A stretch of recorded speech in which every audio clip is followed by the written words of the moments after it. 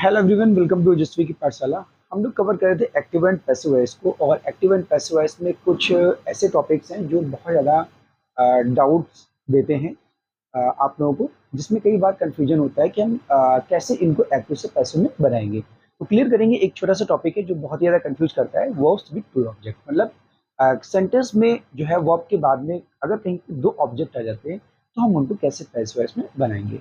सबसे पहले तो आप हम बात कर लेते हैं कि आखिर ऑब्जेक्ट क्या होता है। देखो, अगर हम ऑब्जेक्ट की बात करें तो आप ये जरा सेंटेंस देखिएगा कि Reema give me a book, Reema ने मुझे एक किताब दी। भाई अगर हम बात करें रीमा ने दिया तो मुझे क्या दिया? एक किताब दी। ठीक है ना? यानी कि जैसे आपने लगा रीमा गिव व्हाट, रीमा ने क्या दिया? एक किताब दी। ठीक है, तो इसका मतलब ऑब्जेक्ट क्या हो गया? किताब हो गया। इसका मतलब जो भी सब्जेक्ट है ना, जिस भी वर्ड को करता है, जो भी एक्शन वो करता है, जिस पर करता है, जो भी चीज होती है वो क्या होता है? ऑब्जेक्ट होता है। ठीक है, किसको दिया? मुझे दिया। ठीक है, ही ऑफर्ड मी अ जॉब, उसने मुझे एक जॉब ऑफर की। क्या ऑफर की? जॉब ऑफर की। यानी कि अगर आप कहीं को व्हाट क्वेश्चन लगा देते हो, होम क्वेश्चन लगा देते हो, तो इसका जो भी रिप्लाई होगा ना वो क्या होगा? ऑब्जेक्ट होगा। ठीक है ना? ऑब्जेक्ट या तो कोई पर्सन होगा या फिर कोई वस्तु होगी। और अगर कोई पर्सन होगा तो वो आपका जो है इनडायरेक्ट ऑब्जेक्ट होगा, और अगर कोई वस्तु होगी तो वो डायरेक्ट ऑब्जेक्ट होगा। ठीक है, there are two types of object. First indirect object, second direct object. अगर डायरेक्ट ऑब्जेक्ट की बात करें तो वो कोई वस्तु होगी, और अगर इनडायरेक्ट ऑब्जेक्ट की बात करें तो वो एक पर्सन होगा। बात करेंगे सेंटेंस के साथ में हम। Reema give me a book, अगर इस वर्ब के बाद में यहाँ पे देखा जाए तो रीमा हमारा क्या है? सब्जेक्ट है। गिव हमारी क्या है? वर्ब है। और मी और बुक ये दो के दोनों ही क्या है? ऑब्जेक्ट है। मैंने आपको बताया कि वर्ब के बाद में अगर दो ऑब्जेक्ट हो तो आपके सामने एक प्रॉब्लम क्रिएट होती है कि भाई हम इन दो ऑब्जेक्ट्स में से पैसिव वॉइस बनाने के लिए किस ऑब्जेक्ट को सेलेक्ट करें। तो बेटा एक बात ध्यान रखना कि आप फ्री हैं बिल्कुल, इन दोनों में से किसी भी ऑब्जेक्ट को आप ले सकते हो। चाहे आप डायरेक्ट ऑब्जेक्ट को लो या फिर आप इनडायरेक्ट ऑब्जेक्ट को लो, आप बिल्कुल फ्री हो। सवाल इस बात का है कि आखिर इसको पैसिव में बनाएंगे कैसे। तो सबसे पहले हम बात करते हैं, अगर आप डायरेक्ट ऑब्जेक्ट को लेते हो तो कैसे बनाएंगे। तो देखिए, सबसे पहले आपको करना क्या है? कुछ भी नहीं करना है। डायरेक्ट ऑब्जेक्ट में जो भी वस्तु है, सबसे पहले आप उसको ओवीएस में यानी कि ऑब्जेक्ट के प्लेस पर लाएंगे, यानी कि सब्जेक्ट के प्लेस पर इस ऑब्जेक्ट को लाएंगे। तो यहाँ क्या हो जाएगा? आ बुक हो जाएगा। ठीक है, अब बुक हो जाएगा।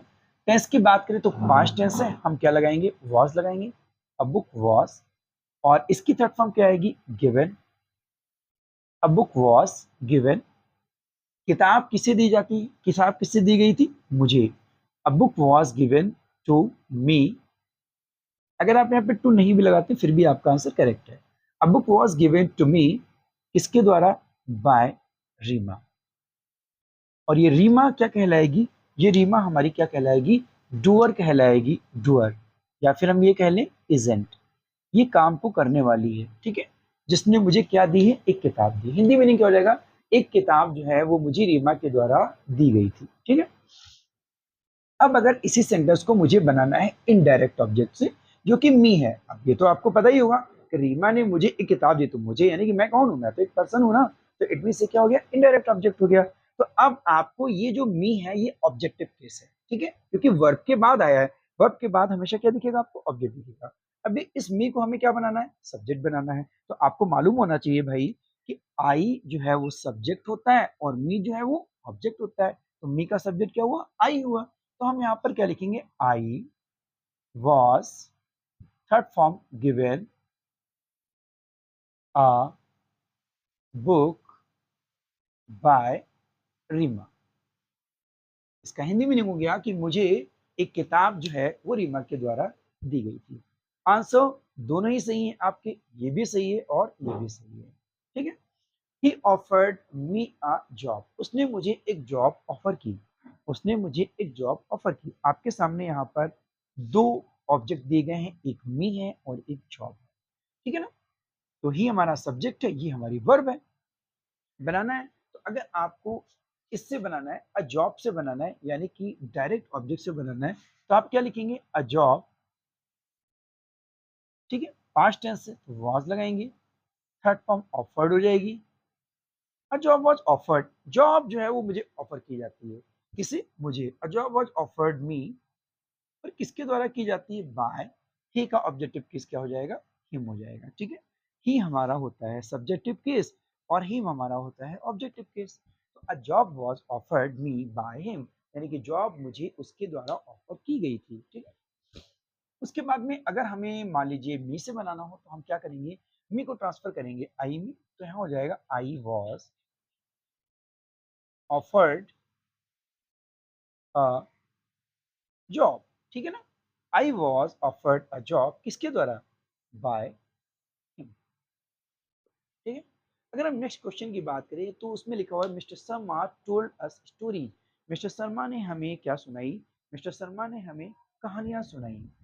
ठीक है ना, मिस्टर शर्मा ने हमें कहानियां सुनाई। तो देखो क्या करेंगे, हमारा सब्जेक्ट है मिस्टर शर्मा, वर्ब है हमारी टोल्ड, और हमारे पास दो ऑब्जेक्ट हैं, एक अस और एक stories.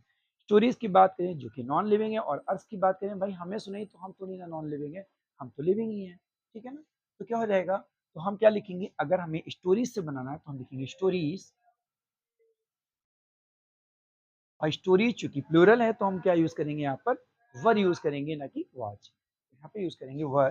Stories were told, stories were told us by mister Sharma, यानी कि कहानियां हमें जो है वो मिस्टर शर्मा के द्वारा सुनाई जाती थी। अगर हमें इसको अस से बनाना है तो हम कैसे लिखेंगे? We were told stories by mister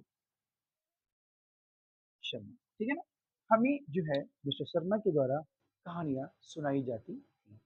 अगर हम लास्ट क्वेश्चन की बात करें, he asked her a question, उसने उससे एक क्वेश्चन किया। उसने उससे एक क्वेश्चन किया। अगर हम आपसे पूछे तो आप कहेंगे सर इसमें ही है सब्जेक्ट हमारा, ये हमारी ये वर्ब, ये हमारा ऑब्जेक्ट है, और ये भी हमारा क्या है? ऑब्जेक्ट है।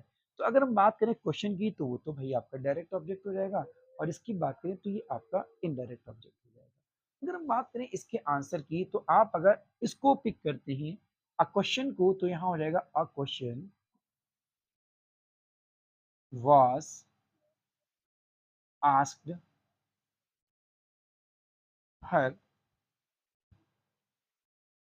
आस्क्ड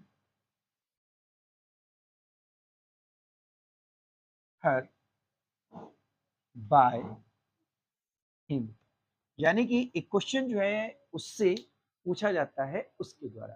ठीक है, और अगर हमें हर से बनाना है तो हम क्या लिखेंगे? She was asked a question by him, यानी कि उससे जो है उसके द्वारा एक क्वेश्चन पूछा जाता है। तो ये थे आपके कुछ क्वेश्चंस जो हमारे अगर वर्ब के बाद में there are two types of objects use किए गए, अगर दो के दोनों ही तरह के ऑब्जेक्ट यूज किए गए हैं तो हम कैसे बनाएंगे एक्टिव से पैसिव वॉइस को, इसको हमने आज क्लियर किया। और एक्टिव से पैसिव वॉइस का हमारा कंप्लीट टॉपिक अब हो चुका है। जो भी छोटे छोटे पॉइंट्स हैं जहाँ पर कंफ्यूजन होता है उनको हम एक दो दिन में और कवर कर लेंगे। उसके बाद ही हमारा टॉपिक कंप्लीट हो रहा है। हम लोग कुछ ना कुछ लिटरेचर या फिर ग्रामर में नया लाने वाले हैं। आपको हमारी वीडियोस अच्छे लग रहे हैं तो प्लीज़ लाइक और शेयर करना बिल्कुल ना भूलें। और अगर आप चैनल पर नए हैं तो प्लीज़ सब्सक्राइब कीजिए ओजस्वी की पाठशाला को, ताकि आपको टाइम टू टाइम वीडियोस जो है मिलते रहें। मिलते हैं नेक्स्ट लेक्चर में, तब तक के लिए थैंक्स फॉर वॉचिंग।